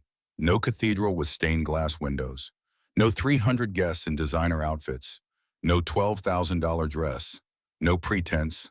No performance. Just 42 people who loved them, gathered in Dot's backyard garden in Charleston. Wisteria hanging from wooden arbors. String lights twinkling in the afternoon sun. The smell of jasmine and gardenia mixing with the salt breeze from the harbor. The triplets were 1 year old now. They toddled down the aisle as flower girls and ring bearer, scattering petals everywhere except where they were supposed to. Eleanor took her job very seriously. She marched down that aisle like she was leading an army into battle. Head high, shoulders back, completely confident. Josephine got distracted by a butterfly halfway through, wandered off to chase it across the garden, had to be retrieved by Wren, who was laughing too hard to scold her. Gabriel sat down in the middle of the aisle, refused to move, had to be carried the rest of the way, shrieking with delight at being suddenly airborne. It was chaos. Perfect, beautiful, completely authentic chaos. Vivian wore a simple ivory gown, not white. She wasn't pretending to be something she wasn't. She was a mother, a survivor, a woman who had walked through fire and come out stronger. The dress reflected that. Elegant, understated, real. Dot walked her down the aisle, crying before they even reached the halfway point. "Baby girl," she whispered, "you deserve this. You deserve all of this." Sullivan waited at the altar. He was crying too. Didn't try to hide it. Didn't pretend to be anything other than exactly what he was, a man overwhelmed by love and gratitude. Wren stood as maid of honor, holding tissues and making faces at the triplets to keep them calm. She was crying too, though she would deny it later. Maggie Crawford sat in the front row. She had insisted on coming, said she needed to see how this story ended, said she had known from that first night in the delivery room that something special was happening. Even Cordelia was there. Third row, a small, genuine smile on her face, learning slowly how to be a grandmother instead of a critic. The officiant was a woman, a friend of Dot's, someone warm and wise and completely uninterested in tradition for tradition's sake. "We are gathered here today," she began, "to celebrate a love that grew from the most unexpected circumstances. A love born in a hospital room. A love nurtured through chaos and pain and uncertainty. A love that proved stronger than everything that tried to break it." Sullivan spoke his vows first. "Vivian." His voice was steady but thick with emotion. "2 years ago, I walked into a delivery room and met a woman who was facing the worst night of her life. Her world was falling apart. Her body was failing, and her husband had abandoned her." He paused, swallowed hard. But she didn't give up. She didn't break. She just kept fighting. For her children, for herself, for everything that mattered. He took her hands. "I didn't fall in love with you that night. That would be too simple. I fell in love with you slowly, over terrible hospital coffee, over midnight phone calls when the babies wouldn't sleep, over watching you become the strongest person I've ever known." His voice cracked. "I promise to never leave, to always stay, to hold your hand through every storm. You will never face anything alone again. Not as long as I'm breathing." Vivian's tears were flowing freely now. She didn't care. Didn't try to hide them. Didn't pretend to be anything other than exactly what she was. a woman overwhelmed by love and gratitude. Then it was her turn. Sullivan. She took a breath, let it out. 2 years ago, I thought my life was over. I thought I would never trust again, never love again, never believe in forever again. She squeezed his hands. You proved me wrong, not by promising me forever, not by grand gestures or romantic speeches, but by showing up every single day when I was broken, when I was angry, when I couldn't see past my own pain. You just stayed. I don't need you to save me, Sullivan. I save myself. But I choose you to walk beside, to build with, to love, for as long as we both shall live. The officiant smiled. By the power vested in me by the state of South Carolina, I now pronounce you husband and wife. You may kiss your bride. Sullivan kissed her. The guests cheered. Wren whooped so loud that Gabriel burst into startled tears, which made Eleanor start crying, which made Josephine join in solidarity. Vivian pulled back from the kiss, laughing through her own tears. Welcome to chaos, she told her new husband. I wouldn't have it any other way, he said. 2 years after the birth, life had settled into something that felt almost normal. Almost. Because normal with 3 toddlers was still pretty chaotic. Eleanor, Josephine, and Gabriel were 2 now, walking, talking, getting into everything, developing personalities that were distinctly, undeniably their own. Eleanor was the leader, decisive and fearless and absolutely certain that she knew best about everything. She organized her siblings like a tiny general commanding troops, told them where to sit, what to play with, when to eat their snacks. Josephine was the observer, quiet and thoughtful. She watched everything with those dark, serious eyes, remembered everything, noticed things no one else noticed. She was going to be terrifying when she grew up. Gabriel was the charmer, all smiles and mischief. He got away with everything because he was so adorable it was impossible to stay mad at him. He had Sullivan's laugh, the one that transformed his whole face. The house on the tree-lined street was full of noise and mess and life. Toys scattered across every surface. Finger paintings covered the refrigerator. The couch had a permanent dent from 2 years of exhausted adults collapsing onto it. Dot still lived in the guest room. She kept threatening to move out, kept finding reasons to stay. No one minded. The extra pair of hands was invaluable. The grandmother energy was irreplaceable. Wren still had a key. She still used it often, still arrived unannounced with wine and gossip and opinions about everything. And Sullivan was home. He had officially moved in after the wedding, had sold his condo downtown, had merged his life completely with hers. Their books mixed on the shelves. Their clothes shared closet space. Their mornings started with chaos and coffee and kisses. Barrett had disappeared almost entirely. He completed his court-mandated therapy, made a half-hearted attempt at supervised visits for a few months, then moved to California for a business opportunity. The business opportunity turned out to be another woman, a wealthy widow in San Diego. He married her 6 months after the divorce was finalized. Vivian heard through the grapevine, which meant Wren's extensive network of gossip contacts, that the marriage lasted 8 months before the widow figured out what Barrett really was. She felt nothing. Not satisfaction, not vindication, just a vague sense of relief that his chaos was someone else's problem now. The triplets didn't ask about him. They were too young to understand that the man in the old photos wasn't the same as their dada.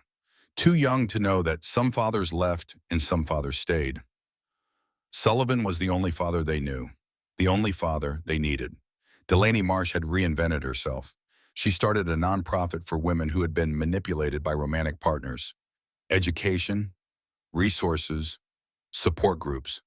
A 12-week program that helped victims recognize the signs and rebuild their lives. The organization was surprisingly successful. Delaney turned out to be a compelling spokesperson. She talked openly about her own experience, about being lied to, about believing things that weren't true, about the shame and guilt of realizing you were the other woman in someone else's tragedy.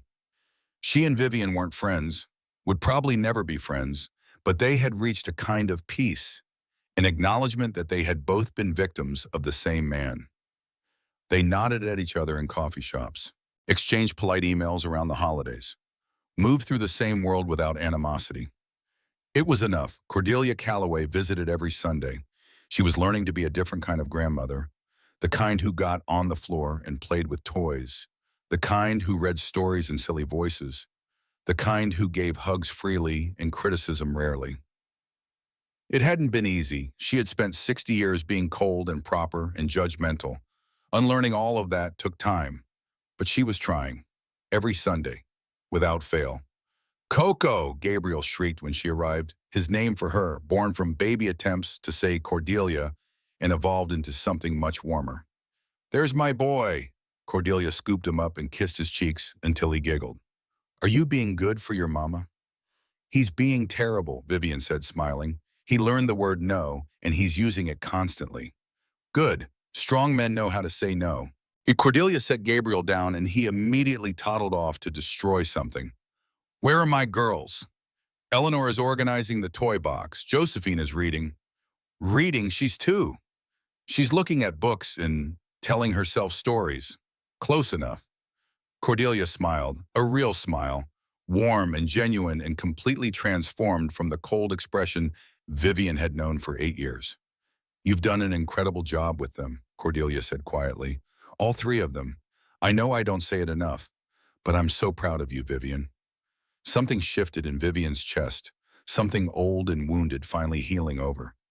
Thank you, she said. That means a lot. I just wish, Cordelia paused, took a breath.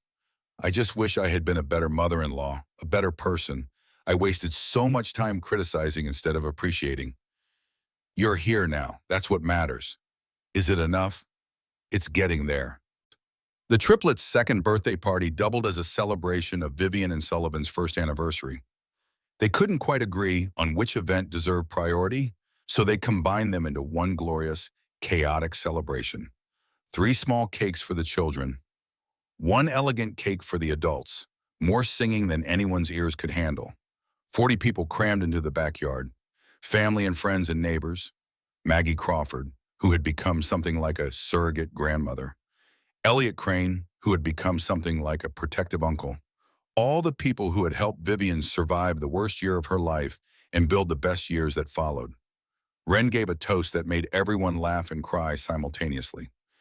2 years ago, I got a phone call in the middle of the night, Vivian's voice on the other end, telling me her husband had left her during labor, telling me she was alone in a hospital with 3 newborns and a broken heart. She paused, looked at Vivian. I drove 90 miles an hour to get there. I was ready to commit murder. I had a plan and everything. But when I walked into that room, I didn't see a broken woman. I saw a warrior, a mother, a fighter who was not going to let anyone, not her cheating husband, not her failing body, not her shattered dreams, keep her down. She raised her glass. To Vivian, who taught me that sometimes the worst day of your life is actually the first day of your best life. And to Sullivan, who had the good sense to recognize an extraordinary woman when he saw one. May your love be as strong as hospital coffee and as constant as a toddler's energy at bedtime. Everyone laughed, everyone drank. The triplets smashed cake into their faces with gleeful abandon. Later that night, after the chaos had settled and the babies were asleep, Vivian and Sullivan sat on the back patio. The jasmine was blooming. The stars were bright. The city hummed softly in the distance. Happy anniversary, Sullivan said. Happy anniversary. Vivian leaned against him. It's been a year. Best year of my life. Even with the sleep deprivation, the tantrums, the time Gabriel threw up on your laptop. Especially all of that. He kissed her temple. That's the real stuff. That's what life actually is. She looked at him. This man who had held her hand through the worst night of her life, who had stayed when her husband left, who had loved her children as his own, who had chosen her every day without hesitation. What would you tell yourself, she asked, 2 years ago, that night in the delivery room? He thought about it, that I was about to meet the love of my life, that all the pain and loneliness of the past 5 years was leading somewhere, that everything was about to change. And what would you tell yourself now? That I was right, he smiled, about all of it. She kissed him, slow and sweet and full of promise. I love you, she said. I love you too. He pulled her closer. You and our three beautiful chaos gremlins in your Wednesday night wine club with Ren and your mother's casseroles and your ex-mother-in-law who's trying so hard to be better. I love all of it. Even the 3 in the morning wake-ups? Especially those. That's when Gabriel tells me his dreams. He's very passionate about dinosaurs. Vivian laughed. Really laughed. The sound carried across the garden, mixing with the crickets and the distant music still playing from inside the house. She thought about everything that had happened. The betrayal, the birth, the battle, the rebuilding, all of it leading here, to this moment, on this patio, with this man. She thought about her grandmother Josephine, who had left her husband in 1958, who had rebuilt her life from nothing, who had taught her that strength wasn't about never breaking, it was about putting yourself back together afterward. She thought about kintsugi, the Japanese art of repairing broken pottery with gold, making the cracks part of the design, celebrating the damage instead of hiding it.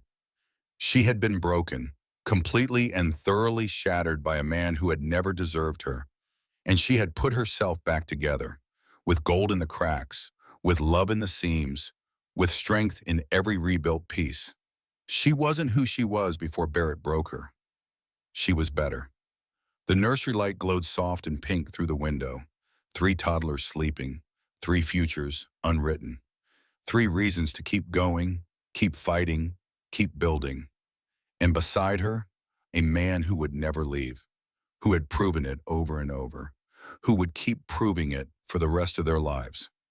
Vivian Hartwell, 34 years old and completely rebuilt, finally understood something important. The best stories don't end with happily ever after. That's a fairy tale, a fantasy, a lie that sets people up for disappointment. The best stories end with, and then she chose herself. And then she found people worthy of being chosen too. And then she built a life that was messy and chaotic and absolutely perfectly beautifully real. And that's her story, a woman who was abandoned in her most vulnerable moment, who fought for her children, who rebuilt her life from ashes, and who found a love she never expected. If this story touched your heart, if you felt her pain and celebrated her victory, I'd love to hear from you. Drop a comment below. Tell me what moment hit you the hardest. Was it the text messages, the delivery room, the courtroom, or maybe the moment those triplets called Sullivan Dada for the first time? And if you haven't already, hit that subscribe button and turn on notifications. Because every week I bring you stories just like this one. Stories of women who refuse to give up. Stories of karma. Stories of justice. Stories that remind us all the best revenge is living well. Share this with someone who needs to hear it today. Someone who's going through their own storm. Someone who needs to know that the worst day of their life might just be the first day of their best life. Thank you for staying until the end. I'll see you in the next story.